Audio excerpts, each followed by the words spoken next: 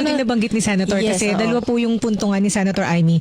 Number one is yung sa Blue Ribbon Committee na binawalan daw sila na magtanong Mag-ukat ng o mag-ukat ng mga involvement ni Romualdez at ng iba pang matataas na opisyal sa Malacanang. Tapos yung sa budget na naginiling budget. So yung sa Blue Ribbon hearing, ang intindi ko dun sa mga sinabi niya doon po sa kanyang vlog ay napipigilan sila sa pagtatanong dahil sasabihin, 10 minutes ka na o wala ka ng oras.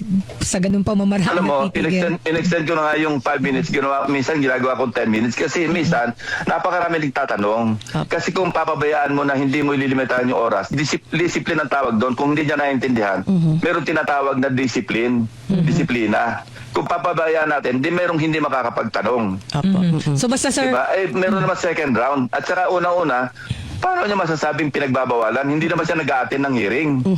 Pero yun nga po, Ano pinagagalingan niya na pinagbabawalan siya? Apo. O sila? Apo. Iba na halimbawa bang mayroong pressure, kilala nyo naman ako, hindi naman ako mai-influensya kung sabihin wag nyong idawit si Speaker Romualdez. Katunayan, nababanggit nga si Speaker Romualdez, pero wala ring magagawa ang Senate Blue Ribbon kasi, di ba sinabi ko, kung saan kami dadala ng ebidensya, doon po kayo. doon kami pupunta.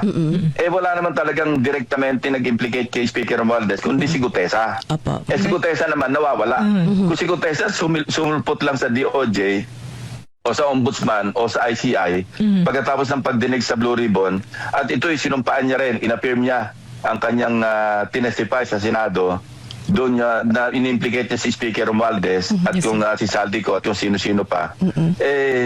Sana buhay na buhay yung kaso against si Speaker Romualdez. Ang problema, sumulpot siya minsan tapos nawala na siyang parang bula. Apo. At hindi naman ito sinupina siya o inimbita siya ng DOJ, ng ICI, ombudsman, hindi naman siya sumipot. Katunayan hanggang ngayon nawawala siya. Apo.